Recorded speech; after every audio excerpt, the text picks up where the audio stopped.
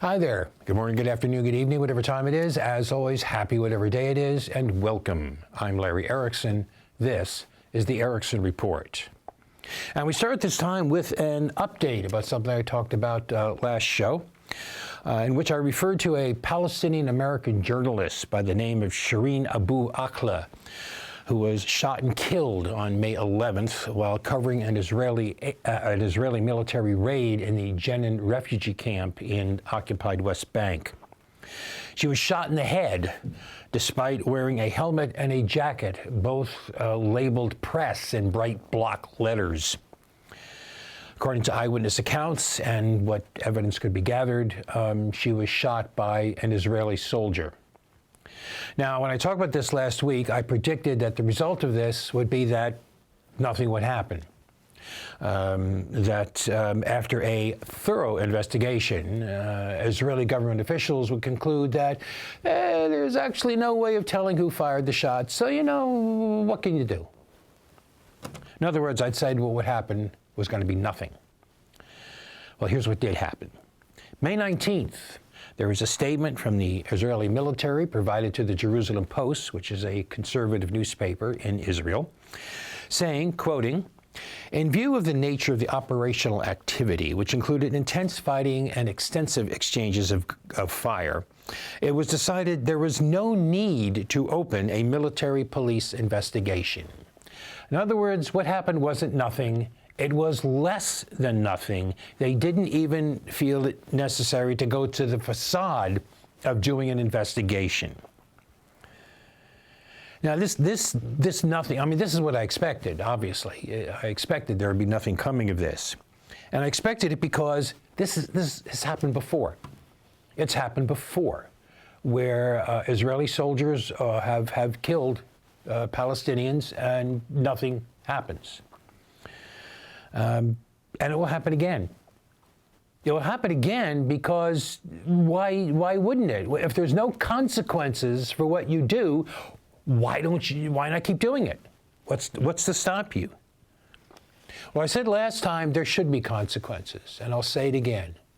The consequences should be, there should be an absolute end to all military aid, all military sales, all military or security assistance of any kind from the United States to Israel until after there is a settlement. And there are settlements that could be had. There are proposals that could be pursued, proposals that would lead to justice for both Israelis and Palestinians. But they're not being pursued, and right now the single biggest roadblock to pursuing any of those options is the fact that successive Israeli governments continue to think of Israel in biblical terms, not in 21st century terms. And I also have to admit, and I will admit again, as I've done before, that it's possible, because Israel actually is an arms exporter. So it's actually possible that that if we cut off military aid to Israel, that it would not affect Israeli policy. They could just say that, we can get along without it. So it may not be able to really change policy. But as I've also said before, even if it is true that ultimately we can't stay the hangman's hand, we can damn well stop paying for the rope. All right, next up, we've got some good news, which I haven't had enough of recently. We've got some good news. On Friday, May 27th, 2 stores in Seattle voted to unionize. They became the 99th and 100th Starbucks locations to form a union since the first successful union drive in Buffalo, New York, late last year. The wins, in fact, came a day after the first Starbucks in Alabama successfully unionized. Despite an intensive anti-union campaign by the corporation, a campaign that has produced a wave of complaints to the NLRB, the National Labor Relations Board, of unfair, even illegal anti-labor practices, despite all that, workers have been winning nearly 90% of unionization elections at Starbucks locations. So bravo to them, and carry it on, my brothers and sisters. Next up, something I'm just going to note in passing, just because it's something I said, because I said this is something I can get behind. Have you ever called your bank, your credit card company, some other place you're looking for customer service, and get one of those machine things or those computer systems with the computerized voice and the complex menu of options, none of which actually seem to deal with the question that you're trying to get answered? Well, the government wants to do something about that. Unfortunately, it's the government of Spain. But the ruling coalition in Spain's parliament has introduced legislation that would make it obligatory for companies to offer a real, honest-to-gosh, flesh and blood customer service worker to callers on request. Other parts of the legislation would force companies to answer calls within 3 minutes and respond to complaints within 15 days. Providers of basic services like your phone, like utilities, like your internet provider, they'd have to offer customer service 24 hours a day, 365 days a year, while others would have to do it during business hours. And the thing is, I thought to myself that if a bill like this, because everybody hates those systems, everybody has a story to tell about those systems, I thought if a legislation like this was introduced into the Congress, it would enjoy widespread bipartisan support. And then I thought, no, it wouldn't. No. Anyway, it's June. Welcome to Pride Month, a month to recognize and to push for justice for members of the LGBTQ plus community. June was chosen for Pride Month because June 28th is the anniversary of the 1969 Stonewall Uprising. And if you don't know what that is, look it up. And the thing is, we have seen progress on this front over the years. For example, Gallup's annual Values and Beliefs poll, which was done in May, found that 71% of Americans now support the legal right of same-sex marriage, which, frankly, to me seems kind of absurdly low since Obergefell v. Hodges, the landmark case that struck down bans on same-sex marriage, was decided nearly 7 years ago. But even so, that 71% figure is an all-time high, and the number keeps creeping up over time. Which actually, by the way, this is another reason for June to be Pride Month, because Obergefell v. Hodges was decided on June 26, 2015. Now, the Blod administration, all right, I have gone after the Blod administration on a number of fronts several times. But, credit where it's due, and they deserve some credit here, because they have been behind several progressive steps on behalf of the LGBTQ plus community, including, for example, the use of gender-neutral gender markers on passports, supporting transgender members of the military, and I think significantly important, they reversed a Treaty Pie-era rule claiming that Title IX does not protect LGBTQ plus students. And in fact, overall support on this entire front, overall support has been rising over time. According to Pew Research, the percentage of Americans who say that homosexuality should be accepted by society grew from 51% to 72%. That's a 21 percentage point gain over the period 2002 to 2019, which was the last time that particular question was asked. And so, we have good news on this. We have some good news and some actual gains. Unfortunately, we have to view those gains against what is now an extremely ugly backdrop. So far this year, we've seen more than 300 anti-LGBTQ plus bills introduced across 36 states. 28 states considering the legislation, 8 having already passed it. Alabama, Arizona, Iowa, Kentucky, Florida, Oklahoma, South Dakota, and Utah. The annual number of these sorts of bills, of anti-LGBTQ plus bills, filed has skyrocketed. There were 41 such bills in 2018. By 2021, it was 191 bills, and that year was then called the worst year in recent history for LGBTQ plus state legislative attacks. And now the next year, there were over 300, and the year isn't half over. But there's been one change in this, one focus in this that's different, in that, it seems as though that the right wing and other assorted bigots have decided that they really can't go after gay men. They can't go after lesbian women. They're adults. They're pretty much firmly established enough in society that they're not easy targets anymore. So like the right wing and the bigots often do, always do in fact, they looked around for a weaker target, an easier target, and they settled on children. Many of the bills or policies here involve they target LGBTQ plus youth, targeting their access to school sports or gender-affirming health care. In some cases, like in Alabama, families and healthcare providers of transgender youth can be criminalized for providing gender-affirming health care. In some places, parents are at risk of having their children taken away from them on a claim of child abuse if they provide such gender-affirming care.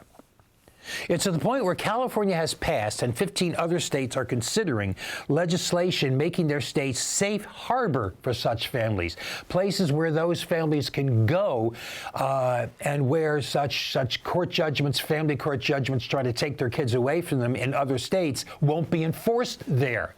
State courts won't enforce them, and government agencies won't assist in enforcing them. We're going to wind up having what amounts to an underground railway of families fleeing their homes for the purpose of staying a family. And yet, despite this backdrop, there is still that note of hope that we can, as the subtitle of my blog says, survive a dark time. Because there is, frankly, I've said this before, but it bears repeating.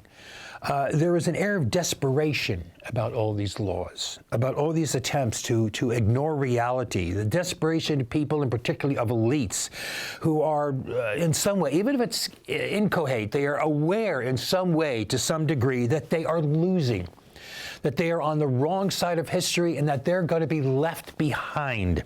And even if they don't think it that bluntly, they can still sense it. They're like people piling up their furniture against their front door as the tornado heads directly for their house. Now, I'm of a sufficiently advanced age that I realize that I may not live to see that kind of increasing justice in the future. I may not live to see that kind of thing that I envision. But I tell other people to carry it on, keep the faith, and don't give up. And that future will be reached. Still, it doesn't mean that dark times are not ahead. In fact, times even darker when those we experience now, when it seems like just holding on to what we already have is an almost insurmountable challenge. Darker times, in fact, driven precisely by that very desperation to avoid the possibility, the reality, the inevitability of social and cultural change. So what's going to happen is that the claims, the imagined conspiracies, the utter evilness of the supposed woke mob will be magnified in the eyes of the desperate. It'll become more distorted, more fantastic. We can already see it now. Gays and lesbians have gone from the traditional recruiting of children into their lifestyle, because the term recruiting just doesn't seem sufficiently evil now, to now they're grooming them, which just sounds more sinister somehow. They're grooming children, and teachers who even acknowledge the existence of LGBTQ plus people are grooming children. And Ketanji Brown Jackson is a pedophile, and those who supported her nomination are pedophiles, and the teachers are pedophiles, and the entire Democratic Party is pedophiles, and everybody at Disney is pedophiles. And as insane as this is, it can't be allowed to pass. You can't just allow this to pass. Don't think, as lefties are too prone to think, people are smart, they'll see through that. Because they won't. And don't respond with tut-tuts about civility. Or worse yet, don't respond by defending yourself, by going, I'm not a pedophile, because all that does is it establishes the idea that it's a legitimate question to ask about you. No. You don't do any of that. What you do is you don't stand for it. Anytime something like this comes up, you label it what it is, a filthy, vicious lie told by scum-sucking bottom feeders, bottom-feeding bigots who live in such filth and slime that they can't conceive of anybody who doesn't. Because, sometimes, this is a patently political insult, meant to demean, meant to advance power. And sometimes the best response to such an insult, which is, again, what this is, best response is to denounce it as loudly and as harshly and as often as you can. On the other hand, sometimes the best response is to refuse to take it seriously. Don't ignore it, but just refuse to take it seriously, which brings me to a related but rather lighter note. Recently, on a progressive social media site, someone recalled how when Hillary Clinton referred to a basket of deplorables supporting Tweety Pie, Goppers immediately and proudly owned the term. Suddenly, we were awash in Twitter handles like Deplorable MAGA and Deplorable Jim or Deplorable Alt-Right, Deplorable this, Deplorable that.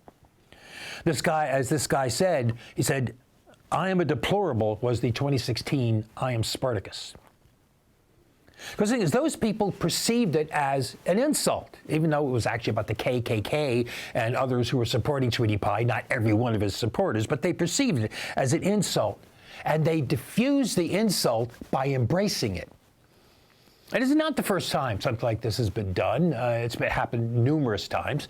My own personal experience, of course, is from the 60s when people like me, long-haired guys and hippie types and all the rest of us, we were called freaks of nature. We were treated and described as if we were some genetic monstrosity. And our response was, yeah, freak. Hey, freak. Hi, freak. How you doing, freak? Hey, freak out. In fact, that was the name of one of the most significant record albums of the period, Freak Out. And if you understand a reference to Susie Cream Cheese, you'll know the album, you know what I'm talking about, and you're my kind of person. Anyway, back to this guy who wrote this post. He suggested that the left do the same thing with the term woke mob. He invoked the image of T-shirts and Twitter handles saying things like woke mob for this and woke mob against the other. He offered several examples, several possibilities, and a number more came up in comments, most of which were really lousy because they were way too long. Slogans need to be short, snappy. There was one, however, which I did like, so I put it up on a T-shirt just as an example. And, woke mob against climate death. But I came from an era where political buttons were a big thing. So here's one I would definitely proudly wear. By the way, if you ever do encounter someone who goes on about woke or wokeness or any of that, ask them what the term means and where it came from. And if they get evasive, which they will, pull out your phone, which of course you'll have, and look it up and find out that, for example, according to Merriam-Webster, it means, quoting, aware of and actively attentive to important facts and issues, especially issues of racial and social justice. And then you ask them why they think that's a bad thing. And with that, we're taking a break.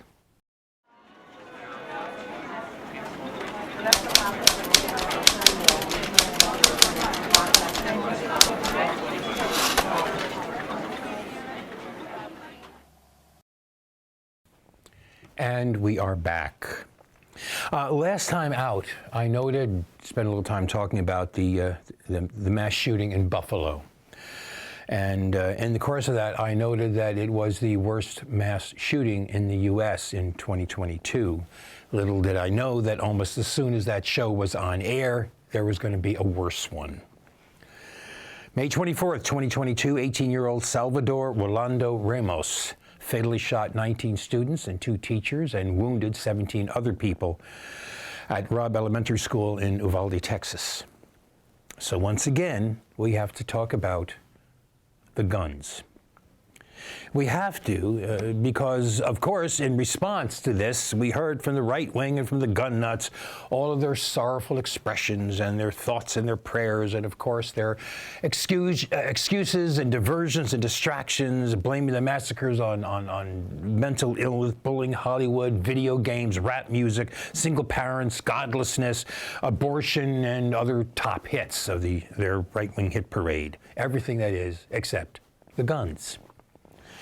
If you don't believe it, I'm actually going to show you a video. It's 2.5 minutes long. It was put together by a woman who goes by the Twitter handle Kat Abu.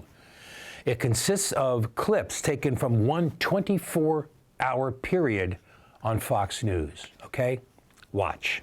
I advocate always for an armed security guard. Armed school safety officer. Armed deputy. Arming teachers. Potentially arm and prepare and train teachers and other administrators. Armed school staffers. Bring in policemen. Training the students themselves. Retired military, retired law enforcement. We can offer them tax breaks. If you give law enforcement the opportunity to impose martial law, we can guarantee safety and security. Securing that perimeter, providing kind of a ring of steel. You have the fences, you have the main administration building, and then you have wide gaps on either side. The fencing's not very high. Were the doors locked? Bulletproof glass. All of these shootings have happened at the same time that we see religion and Christian values and Judeo-Christian values declining. Anybody who decides that they want to do something like this should immediately know that attacking a school is a death sentence for them. Kids are afraid of being the school snitch. We have to stop letting these schools be gun-free zones. People need to put their phones down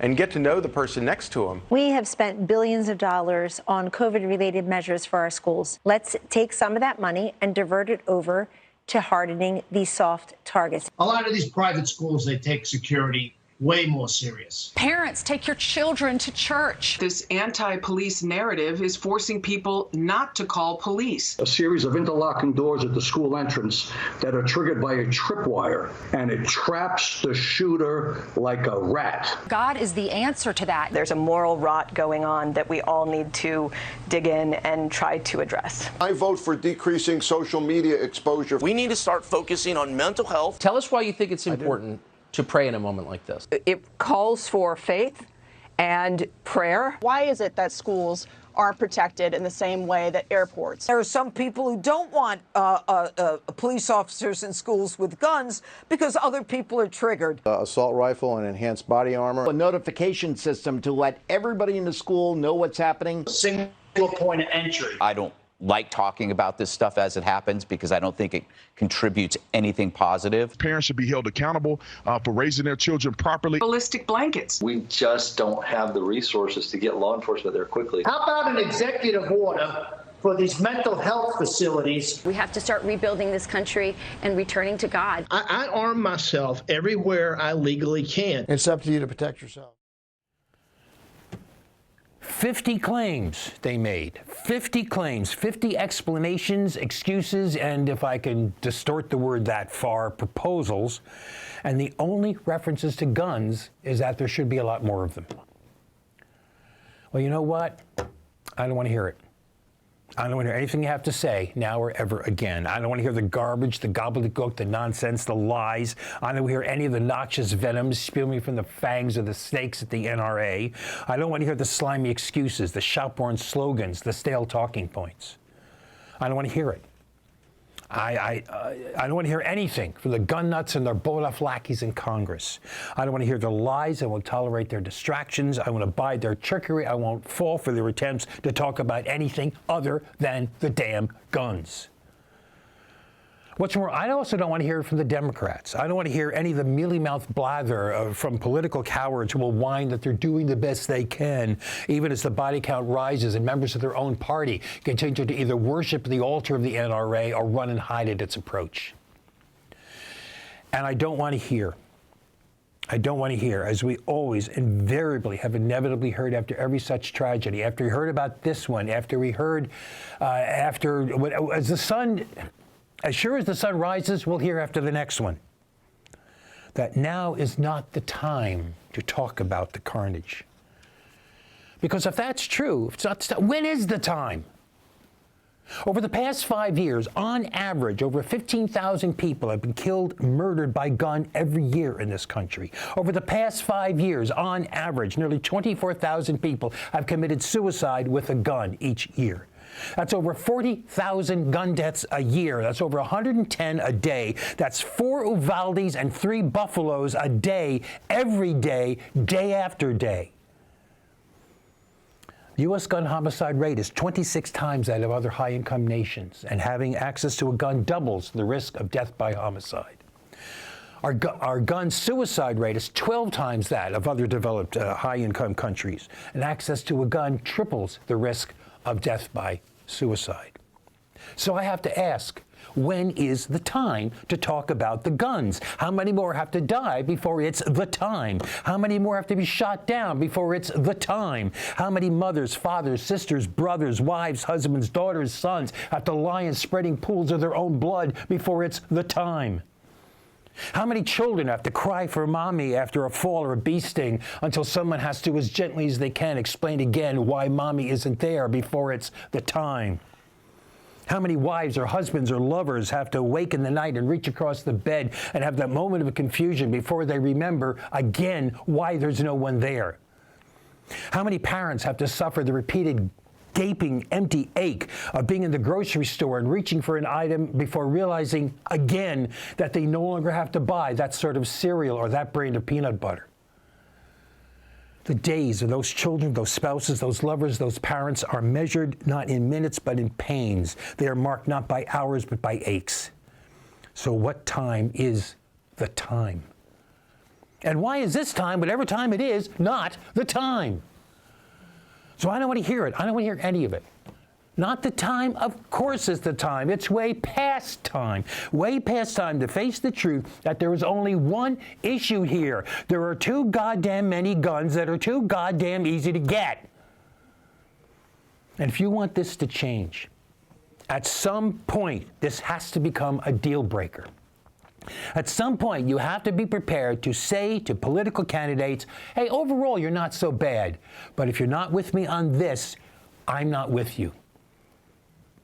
Now, it doesn't mean I won't vote. It doesn't mean I will vote for the other person, but I won't vote for you, or contribute to your campaign, or carry your campaign flyers, or tell anybody I know about you. Lefties have never been, and we're not going to now turn into single-issue voters. But at some point, we have to be able to say, yeah, you're pretty good, but you're not good enough. All right, look, I had a great deal more I wanted to say. But instead, I decided I would limit myself to this because next time I intend. There's research, there's facts, there's things you need to know in order to understand this and to argue it. So I've decided I'm going to leave this here for now. And next time, next show, I intend to spend most of it, if not all of it, on one topic: the fact that there are too damn many guns that are too damn easy to get. So for now, I'm going to leave it there. So I will just wish that you, hope for you, to have the best 2 weeks you possibly can, to hang in there. We will see you in 2 weeks. And until then, as always, peace.